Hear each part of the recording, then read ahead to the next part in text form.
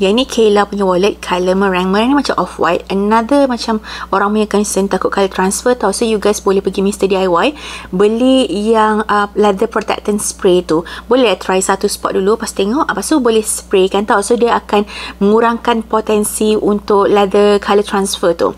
So ini dia colour macam off-white macam tu, logo Kayla macam ni. Belakang ni ada stem logo macam ni tau. Buka dia, dalam ni pakai smooth leather, ada lagi stem logo kat sini.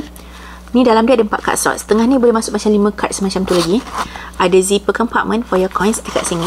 And dia ada cash compartment. Ni boleh letak cash banyak tau. Saya rasa 10 helai pun tak ada masalah. So tutup dia macam ni. Saya suka gila bunyi snap button dia. Macam tu.